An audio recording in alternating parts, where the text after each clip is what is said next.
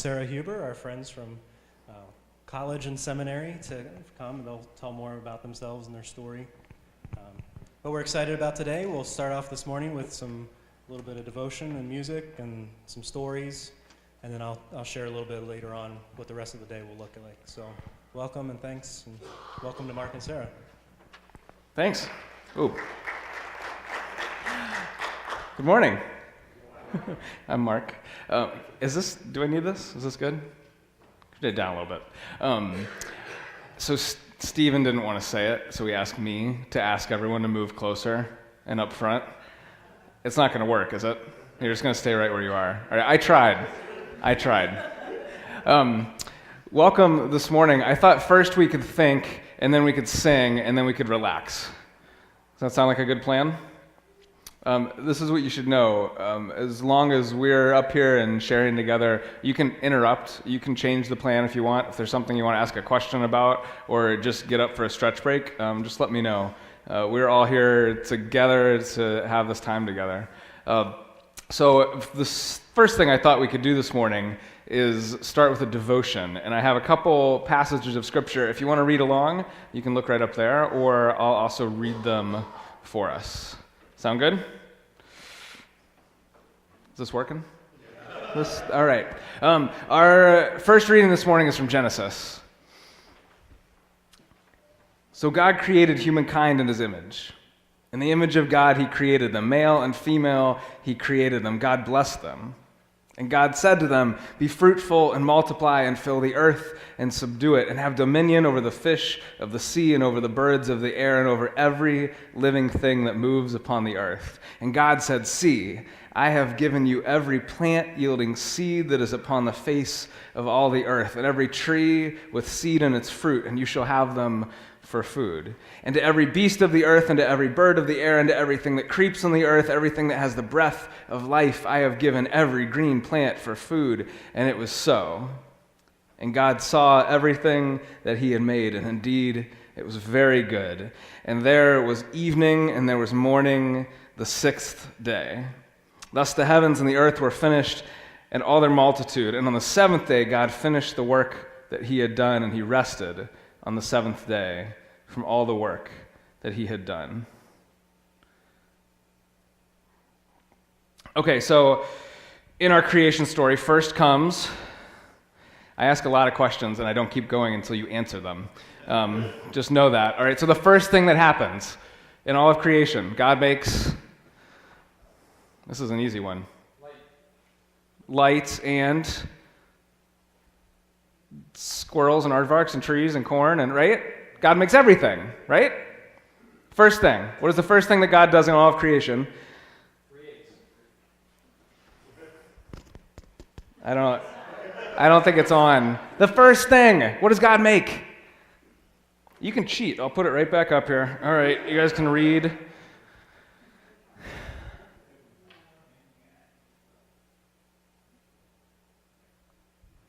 God makes us. God makes everything. What day of creation is this? Do you pick up on that? It's Genesis 1:27, so you know we're a little ways on. Day 6, nice. So God makes the earth and then fills the earth by the sixth day. And then, we know this one, what does God do on the seventh day? Rests. So what day do people and plants and animals and all this stuff, when do we all show up in creation? This is the answer. I'm giving you the answer. Day 6, right? I mean, we show up on day 6, and then our first full day on this planet, in this place, what do? Rest. Now, how often do we switch that around and mess that order up, right? How often do we think that we have to work and work and work and work and work, and then, when we're all done, maybe if we have time, we'll rest? Does anybody get caught up on that?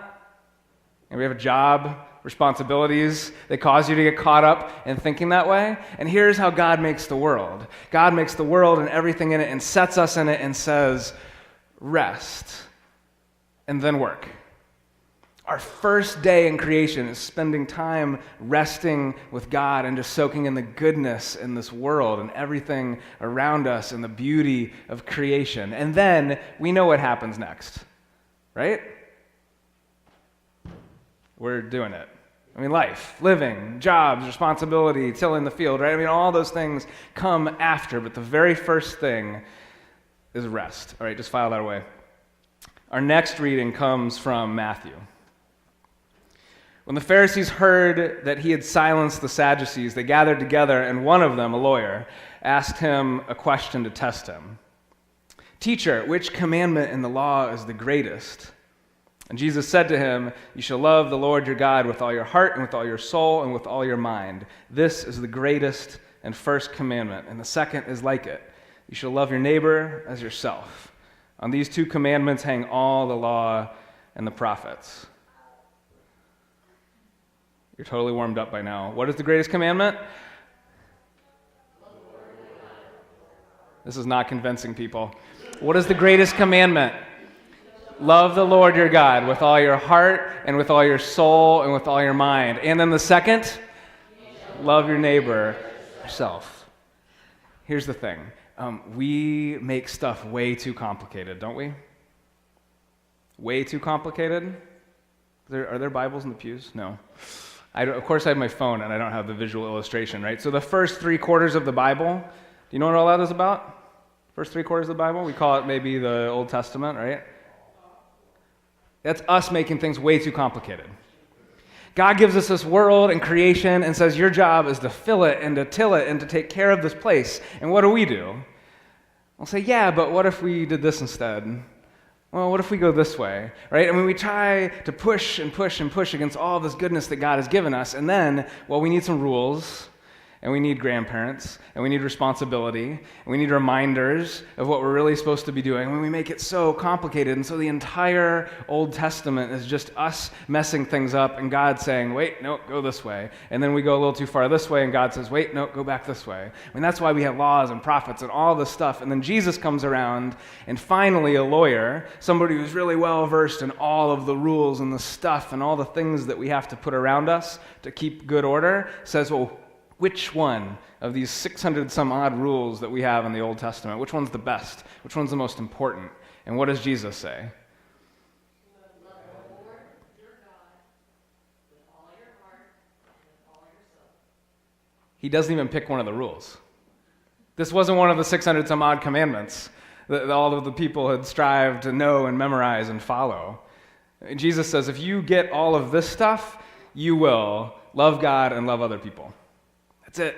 We make it so complicated, but we are here to love God and love others. That's it. Love God, love others.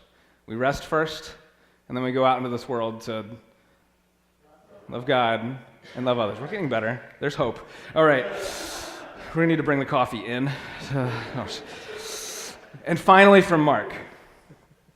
Jesus went out among the villages teaching, and he called the 12 and began to send them out, 2 by 2, and gave them authority over the unclean spirits. He ordered them to take nothing for their journey except a staff, no bread, no bag, no money in their belts, but to wear sandals and not to put on 2 tunics. And he said to them, wherever you enter a house, stay in that place until you leave.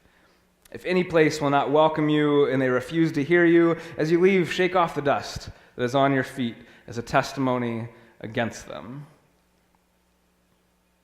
All right, so here's where we come in. We're church, right? Right? Are we church?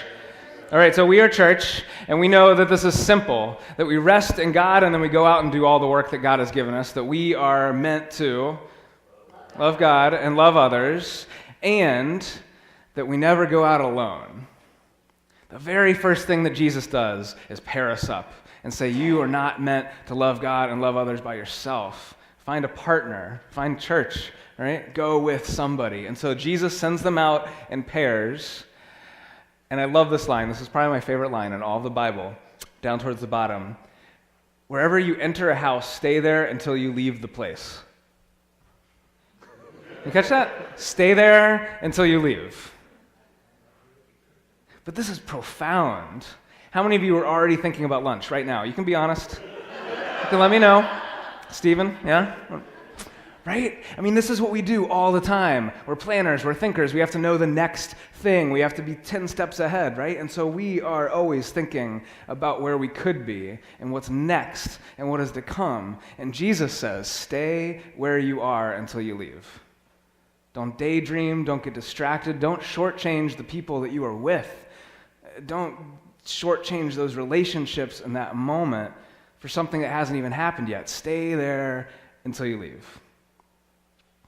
And then, finally, if it's not meant to be, if it's your time to go, if we're done loving God and loving others in that way, in that place, what do? You know this. There's not a lot of dirt roads where we're from now, but I grew up in a place that was, and I noticed a lot on the way in. And as you're driving down the road, what happens to all the dust? Oh, it gets stirred up and it goes all over, and then it settles back down again. When Jesus says when you go, don't carry all that dust on you. Shake it off. Stir it up and get rid of it, and then leave it where it was and go on to the next place. How are you feeling? Are we good? Are we centered? Are we devoted? I have to preach again tonight, and if any of you are coming, I don't want you to have 2 sermons, so I'm just going to call it a day right there. Is that good? Do you want more readings? More devotions? I'm trying. When I was a kid, we had these books called Choose Your Own Adventure books, and you could go to like page 5 or go to page 40, or whatever, and it's a different story every time. I'm sort of a choose your own adventure kind of guy. So I will ask you if I'm talking too much, and if I am, you should tell me instead of getting sleepy or disconnected. All right? Promise? Yes. Promise? All right. You look like you need to sing. So they always say marry up, which I did. This is my lovely wife, Sarah. Everybody say hi, Sarah. Hi, Sarah. Nice. Do you have somebody that can, or do you want to just like, it's fine. Pastor Stephen, everybody. Just everything's in order, so just hit it. If you're singing differently than we're singing, it's Stephen. Okay. Oh. Yeah, space bar. Do you stand when you sing? You're getting the hang of this. So here's the deal. We come from a church, which we'll tell you about in a little while, but it is a place where we do a lot of things over and over and over again because people have never done them before. So we're going to teach you some new music, but we're going to sing it again and again and again, and Sarah has been instructed to not move on to the next line until you're all singing the one that we're trying to sing. So just mouth your words. If you're not actually going to sing, just look like you are, so we move on. It sounds like this.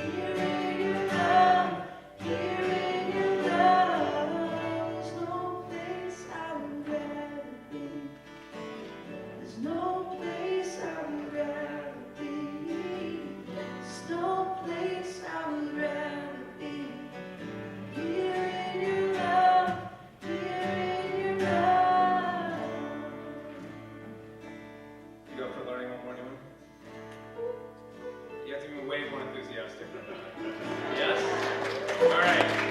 It sounds like this.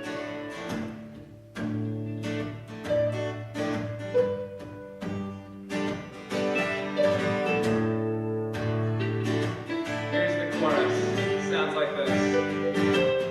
You are beautiful, my sweet, sweet song. Let's try that. You are beautiful, my sweet, sweet song. One more time. You are beautiful, my sweet, sweet song. And I will sing again.